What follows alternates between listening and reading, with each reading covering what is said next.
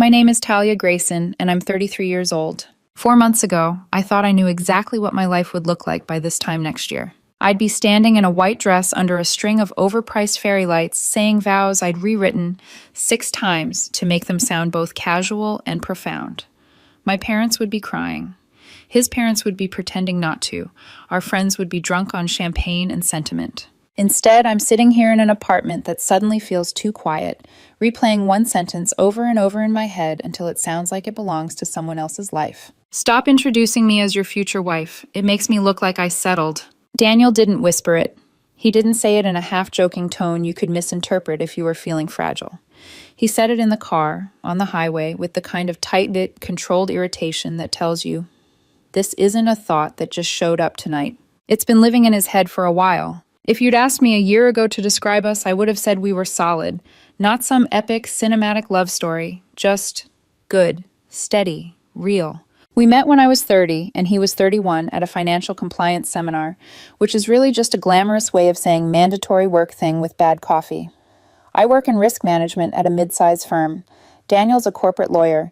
He made a joke about how the pastries tasted like legal liability, and I laughed harder than the joke deserved. We were the last 2 people in the room that day. Him finishing an email on his laptop, me trying to look busy, so I didn't have to make small talk with my manager in the hallway. He asked if I wanted to grab a drink to debrief the trauma. I said yes. We were one of those couples that made sense on paper. 2 professionals, decent incomes, similar backgrounds, similar ideas about wanting marriage and kids. Eventually, not now.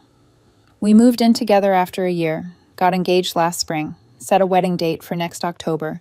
For a long time, I thought we were on the same page. Then, a few months ago, the page started to feel like it had very fine print I hadn't noticed. It started small, little comments about my job, my trajectory, the people I spent time with. You've been in that role a while, haven't you? He'd say, scrolling through his phone. Don't you want to aim higher? Or, my friend Mark just made partner at 35. His wife's already VP at her firm. Power couple, you know? He'd say it like an observation, like weather, not a criticism, not directly. But when someone you love keeps bringing up the forecast, eventually you start wondering if they're telling you to carry an umbrella. I make good money. Not look at my bonus on Instagram money, but solid. I like my work-life balance. I like finishing my day and not needing to check my email at midnight. For me, that felt like success. For Daniel, apparently, it started to feel like dead air. 3 weeks ago, we went to his friend Vanessa's engagement party. Big event, rooftop, rented lighting, a flower wall people lined up to take pictures in front of. The kind of party where everyone's casually discussing vacation homes and equity packages. We walked in, and he squeezed my hand a little too tightly, the way he does when he's in networking mode. We made the rounds. When we reached a group of people he clearly wanted to impress, I smiled and did what I always do. Hi, I'm Talia, and this is my fiancé, Daniel. Polite, simple, true. Later, on the drive home, the air in the car felt heavier than it should have for a night that had gone fine. Can you not do that? He said suddenly. I watched the blur of streetlights in the window. Do what? Introduce me like that. Like what? As your fiancé? He tightened his grip on the steering wheel. It just sounds weird. Like you're making some big announcement. I don't know. It makes me uncomfortable. We're engaged, I said quietly. Is it weird to say what's true? He sighed. I'm just saying you don't have to lead with it every time, okay? It feels like you're trying to claim something in front of people.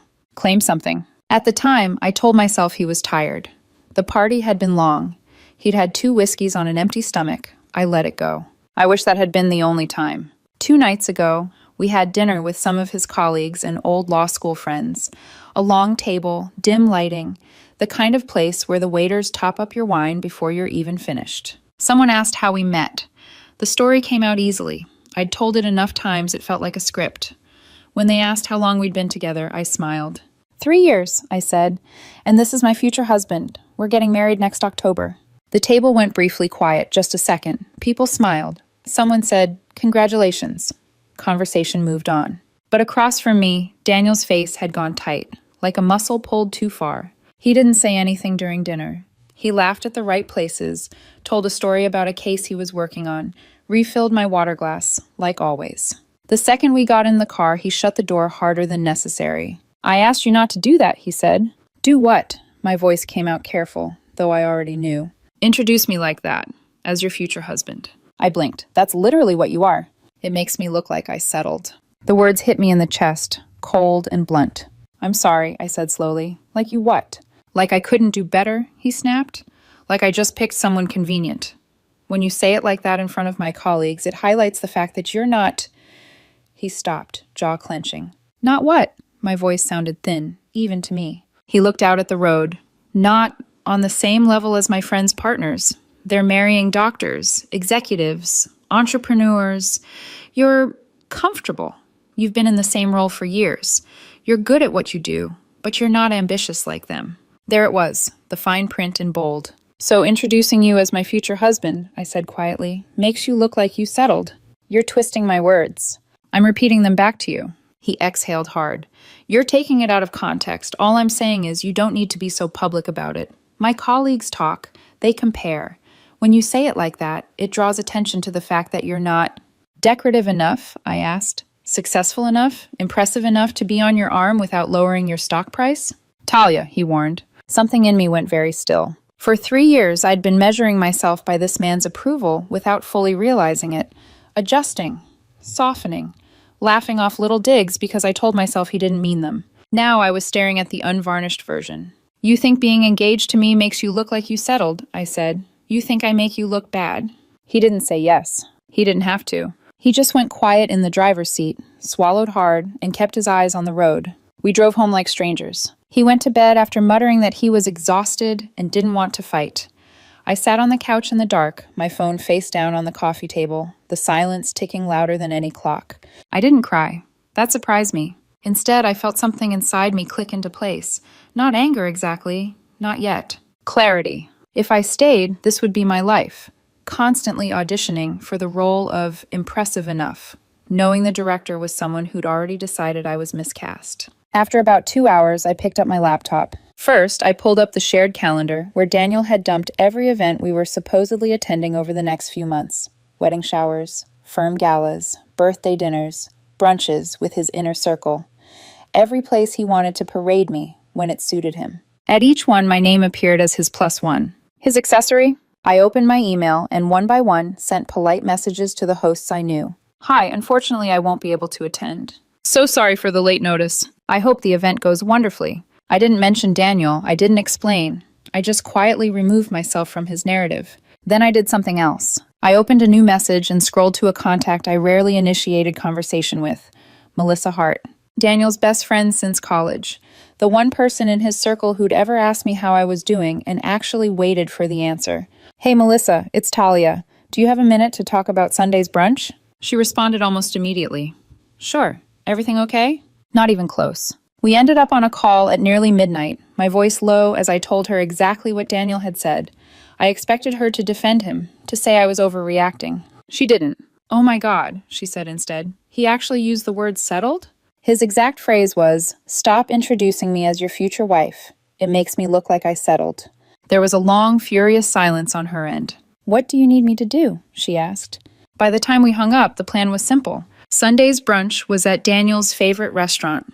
Bottomless mimosas, reclaimed wood tables, the works. Melissa would get there early. She'd ask the staff to place an envelope at Daniel's seat before anyone else arrived. Inside that envelope, he'd find a letter I would write and a printed confirmation from the venue we'd booked for our wedding. Cancellation confirmed. By the time I finally went to bed, Daniel was snoring softly beside me, blissfully unaware that his life had just quietly shifted on its axis. He thought tomorrow would be more of the same. I stared at the ceiling in the dark and thought, no, tomorrow you find out I'm not something you settle for. On Sunday morning, the apartment felt unnaturally quiet, like even the walls were waiting to see what would happen. Daniel moved around the bedroom with the stiff, brittle energy of someone pretending everything was fine. He ironed his shirt twice, changed his watch, checked the mirror too many times. Maybe he sensed something was off. Maybe guilt whispers even when you ignore it. I stayed in the kitchen, sipping coffee I barely tasted. He kept glancing at me, waiting for me to say I'd changed my mind about coming to the brunch. Are you sure you're not going? He finally asked. Yes. He exhaled sharply, like my calmness irritated him more than anger would have. Can we please not make this a spectacle? He muttered. My friends are going to think something's wrong. I took another sip. Something is wrong. He froze for a second, but he didn't push. He grabbed his keys from the counter. I'll see you later. Maybe, I said. He blinked. What does that mean? But I just looked at him, steady and unreadable. After a moment, he shook his head and walked out. When the door clicked shut behind him, the quiet wrapped around me like the inside of a cocoon. I sat at the table with my coffee and let myself breathe. Deep, slow, grounding.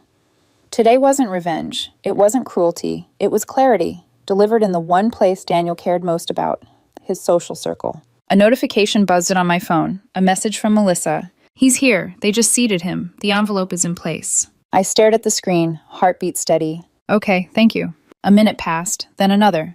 And then my phone lit up like a siren. Daniel calling. I watched it ring, let it ring out. It buzzed again, and again. Then the text started. What is this? Talia, answer your phone. Tell me this is a mistake.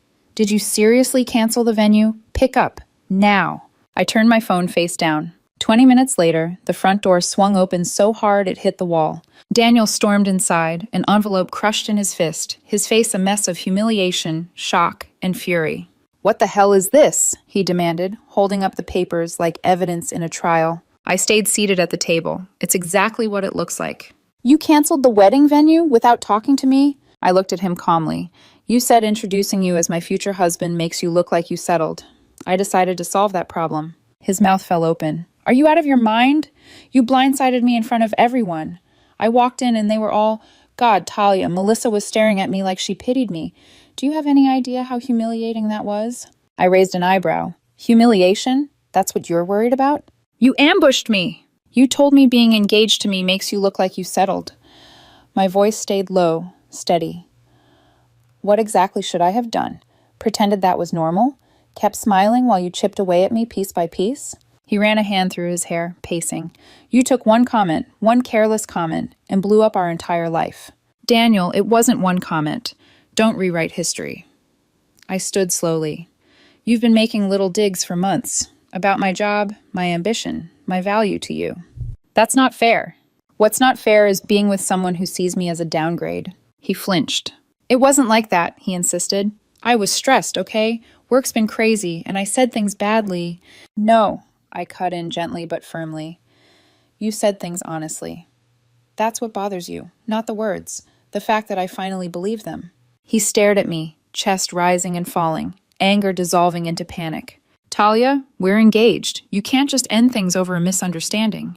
It wasn't a misunderstanding, I repeated. It was clarity. I walked to the counter, opened the drawer, and took out the small velvet ring box I'd placed there last night. I set it on the table between us. He stared at it like it was a live grenade. I'm done, I said softly. I'm not going to marry someone who's embarrassed to be with me. He scrubbed a hand over his face. Please, don't do this. Not like this. You did this, I replied. The moment you decided I made you look like you settled. Silence stretched between us, thick and suffocating. Finally, he sank into a chair, looking smaller than I'd ever seen him. I didn't mean it. You meant it enough to say it twice, I said.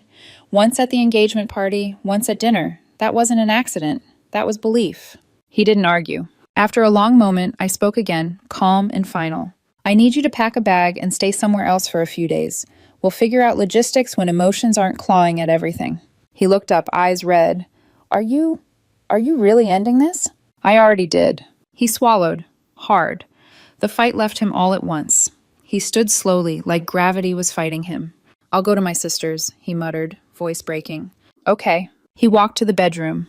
I listened to drawers open, close, the scrape of a suitcase zipper. When he came back out, suitcase in hand, he paused at the door.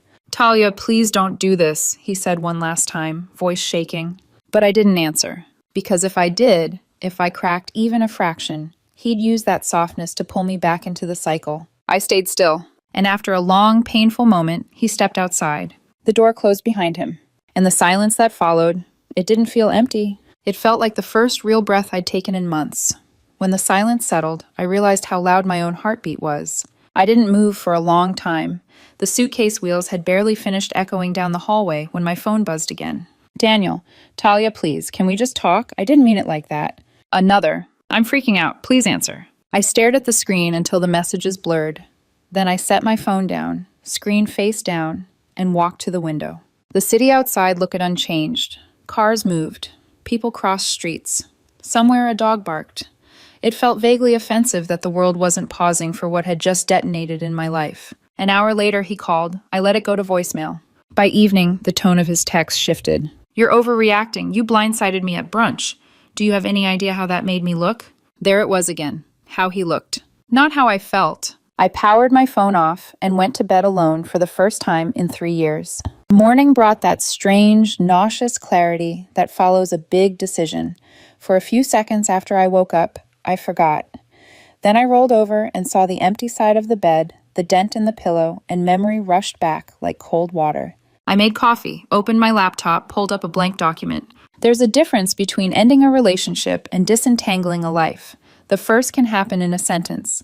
The second requires paperwork. By 10 a.m., I was on the phone with a lawyer recommended by a coworker.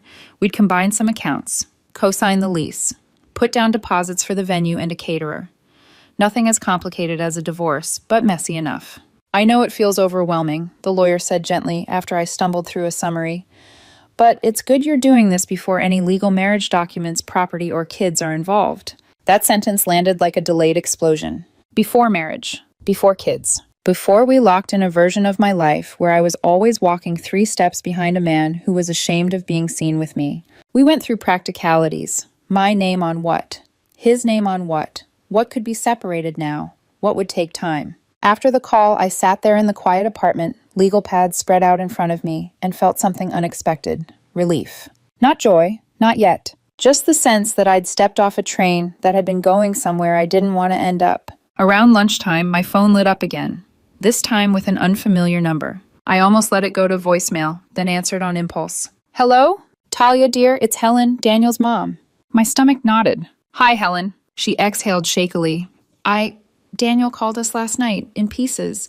He said you ended the engagement, that you canceled the venue." I stared at the table. A corner of the cancellation printout peeked out from under my legal pad. "I did," I said. "Can you tell me why?" Her voice softened. "He just kept saying you overreacted to something he said, that you embarrassed him in front of his friends." "Of course he did." I swallowed. "Did he tell you what he said?" A pause. "He said you were upset because he made an insensitive comment, that it came out wrong." I let out a humorless little laugh. "That's a very generous summary."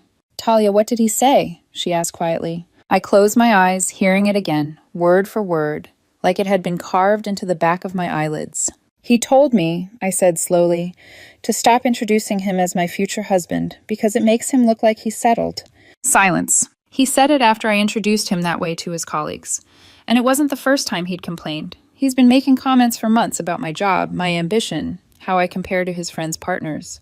Another silence, heavier this time. "Oh," she said finally. "Oh, Talia." Her voice went thick. "He actually used the word settled?" "Yes, those were his exact words." "Oh, sweetheart." There was a low, angry sound under her breath, not directed at me.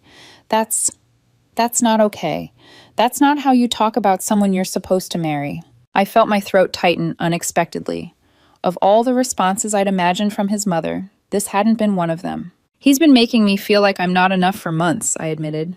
"Like I'm some downgrade he's stuck with. I'm not going to walk down an aisle towards someone who feels that way about me." "I don't blame you," she said quietly. "I'm so sorry, Talia. I don't know what's gotten into him. It's like he's lost perspective." I sat there, blinking back tears I thought I'd already used up months ago in private. "Do you think," she asked cautiously, "that there's any chance you two could work through this? Maybe counseling?" "No," I said, surprising myself with how sure I sounded. "He didn't make one mistake. He showed me who he is when it comes to me. I believe him." She exhaled. "I understand. I may not like it, but I understand. For whatever it's worth, we love you. We always have. You've been good to him. Better than he deserved, apparently." That was when the first tear actually escaped, hot and sharp, sliding down my cheek. "Thank you," I whispered. We talked a little longer. She promised to speak to him, not to fix it. She knew she couldn't, but to make him see what he'd done. I didn't ask for details. That was their relationship to untangle. When we hung up, the apartment was quiet again. But the quiet felt different. Less like abandonment, more like a clean slate. The next few weeks blurred into a rhythm of logistics and emotional whiplash. Daniel oscillated through an entire spectrum of reactions in my messages. First came anger. "You had no right to cancel the venue without me." Do you know how much money we lost? You made me look pathetic in front of everyone. Then defensiveness. I told you it came out wrong. You're twisting what I meant. No one else would throw away 3 years over a single misphrased sentence. Then slowly, desperation. Talia, I'm sorry. Please. I'm seeing someone, a therapist. I know I've been obsessed with status and appearances. I'm trying to fix it. Please talk to me. Give me a chance to prove I don't actually think you're beneath me. That one made me put my phone down and walk around the block. I responded to very few of his messages, and when I did, I kept it simple. I heard you the first time. I believe you meant what you said. We are done. Please respect that. He never really did. The brunch incident rippled through his friends like a dropped stone. Melissa kept me updated in short, blunt texts. Melissa, for the record, I told him exactly what he said to you, and I told him you didn't embarrass him. He embarrassed himself when he decided his fiancé wasn't good enough for his image. She told me that some of his friends thought I'd gone nuclear, that canceling the venue and delivering the letter at brunch was too much. Others quietly admitted they'd heard him make little comments before, jokes about how I wasn't as driven as the other wives to be, how I was content in a way that made him nervous. Funny how people always remember things in hindsight. About 3 weeks after he moved out temporarily, Daniel came to the apartment to talk about practical separation. We sat at the dining table like coworkers going over a project plan. He looked tired, thinner. There were faint shadows under his eyes. I found a new place, he said. I move in next month. Okay, I replied. We went over the lease, utilities, the remaining balances on wedding-related expenses, how much we'd already paid, what we'd lose. I'll cover the non-refundable stuff, he said abruptly, signing his name on one of the forms. You shouldn't have to pay for that. I studied him. It was my decision to cancel, Daniel. I'm willing to split the loss. He shook his head. No, His jaw tightened. You're right about one thing. I cared more about how you made me look than how you felt. The least I can do is eat the financial hit. For a second, I saw the man I'd fallen in love with, the one who'd stayed up all night with me when my dad was in the hospital, who'd made me grilled cheese at 2 a.m. when I came home crying after a brutal week at work. If he'd shown this version of himself months ago, instead of the one performing for his imaginary audience, maybe we'd be sitting here planning a wedding instead of an exit. But he hadn't, and I couldn't unknow that. A few days after that meeting, an envelope arrived in the mail addressed in his handwriting. No return address, just my name. I knew before I opened it that it wasn't more paperwork. Inside was a handwritten letter, several pages long. He'd always typed everything before. Seeing his messy, uneven script made it feel strange and intimate, like looking at his thoughts without polish. He wrote about how he'd grown up in a house where image was currency, parents obsessed with what the neighbors thought, a father who measured success in job titles and house size, a mother who treated appearances like armor. He wrote about how he'd internalized the idea that his worth depended on being impressive, and that part of that impressive package was having a partner who fit a certain picture. You were never actually not enough, he'd written. I made you feel that way because I was terrified that if my life didn't look perfect from the outside, people would see how small and insecure I really feel on the inside. I thought if my fiancé was more impressive, it would cover up my own fear that I'm not. He admitted that he'd compared me to his friends' partners not because I fell short, but because he'd decided they represented success, and he was trying to measure his life against some invisible checklist. I projected all of that onto you, the letter said near the end. I made you carry the weight of my insecurity. I'm sorry. I know sorry doesn't fix it. I know it doesn't make you unhear what I said in that car, but I need you to know I see it now. The letter ended with a strange mix of hope and acceptance. If there's any part of you that believes we could rebuild something healthier, I'd do whatever it takes. If there isn't, I'll respect that. You deserve someone who saw your worth from the beginning, not someone who had to lose you to understand it. I read it twice. Then I folded it back along its original creases, slid it into the envelope, and put it in the back of a drawer. Not because it meant nothing, but because it didn't change the most important thing. He hadn't suddenly become someone else. He'd just finally noticed who he'd been all along. And I had finally decided that I deserved better. It's strange how quickly a life can shrink down to boxes, signatures, and final balances. 1 month after Daniel moved into his new apartment, the last of our joint accounts were closed. The last piece of mail with both our names on it arrived and was forwarded. The last wedding deposit, what remained of it, was refunded. That was the day I realized there was no hour left anywhere, just two separate people whose lives had briefly tangled, then cleanly split apart. For the first time in weeks, I woke up without the knot in my stomach I'd gotten used to ignoring. I made coffee, watered the plants, opened the windows. The air felt lighter. I wasn't happy yet, but I wasn't hurting anymore. It was a start. Over the next month, my life shifted in ways I didn't expect. I reconnected with friends I'd drifted from. People who loved me without needing me to be impressive or upwardly mobile or anything besides exactly who I was. I said yes to spontaneous dinners and slow Saturday mornings and long conversations on balconies. I went back to weekend hikes, signed up for a pottery class, started reading again. Real books, not the relationship self-help articles I'd been subconsciously trying to use to fix us. I started rock climbing with a coworker, mostly because she said, "It's surprisingly good for anxious people," and I wanted to know if that was true. It was. Every day, inch by inch, I grew back into myself. The version of me that existed before Daniel's subtle comparisons and careful judgments. Before I'd shrunk myself to fit inside the outline of the person he wanted to be seen with. Before I believed good enough was something other people got to decide for me. 3 weeks into my new normal, I ran into him. Of course it happened at the one coffee shop near the old apartment, the one I'd avoided for months without admitting why. I pushed open the door, mid-text, and nearly walked straight into him. He was at a table by the window, half-empty latte in front of him, sleeves rolled up. He wasn't alone. A woman sat across from him, pretty, polished, laughing at something he'd said. When he looked up and saw me, everything in him froze. His face went pale in that instant, the way it had at brunch when he opened the envelope. "Talia," he breathed. I felt that strange, surreal calm wash over me, the same one I'd felt the day I ended it. "Hi, Daniel." The woman turned, surprised. He stammered out something. "Oh, this is a friend." But I didn't linger. I gave them both a polite nod, ordered my drink, and walked out before he could stand or follow. I didn't owe him a conversation, or an explanation, or a scene. I owed myself peace. My phone buzzed 20 minutes later. "Daniel, it was good to see you. You looked happy." This time, the message didn't sting. It just felt unnecessary. I deleted it without responding. A few days later, Melissa and I grabbed lunch, a habit we'd fallen into now that things weren't strained or complicated. She sat down with her iced tea and slid into the booth with a sigh. "Okay, so," she said, leaning in, "do you want the quick update or the long one?" I smiled. "That depends. Is it about Daniel?" Her eyes softened, apologetic. "Yeah." I stirred my soup. "Go ahead." She exhaled. "He's struggling. More than he lets on. Some of the friend group took your side pretty hard. A few just quietly backed away from him altogether." I nodded. That didn't surprise me. "And his family?" She grimaced. "Let's just say his mom didn't hold back. She told him straight up he'd ruined something good because he cared more about looking impressive than being decent." I didn't know what to feel about that. Sadness, maybe, or a distant kind of compassion. Melissa watched me carefully. "He asked about you?" "About me?" "Yeah. Wanted to know if you were seeing anyone." I shut it down, she said firmly. I told him, "That's not your business anymore. You had someone good and you made her feel like she wasn't enough. Let her move on."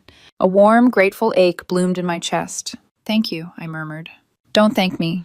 Thank yourself for finally choosing you." It wasn't until I walked home that I realized something important. I wasn't angry anymore. Not at Daniel. Not at myself. Not at the time I'd spent being small for someone who didn't deserve it. The anger had burned away, leaving something quieter and sturdier behind. Not forgiveness exactly, but closure. Real closure. Not the kind you beg for. Not the kind you perform for witnesses. The kind you build yourself, piece by piece, until you can breathe without flinching. Standing at the crosswalk, sun in my eyes, I understood something with sudden, crystalline clarity. Daniel hadn't just made one bad comment. He'd revealed the truth he'd been carrying the entire time. About me. About himself. About the relationship I kept trying to talk myself into feeling happy inside. The settled comment wasn't a slip. It was the tip of the iceberg I'd been trying not to see. And walking away wasn't punishment. It was the first genuinely loving thing I'd done for myself in years. That night, I lit a candle, cleaned the apartment, and curled up on the couch with a book and a soft blanket. For the first time in a long time, the silence didn't feel heavy. It felt like home. I wasn't anyone's consolation prize. I wasn't a checkbox on someone's ambition list. I wasn't a downgrade in anyone's narrative. I was enough. And finally, I believed it.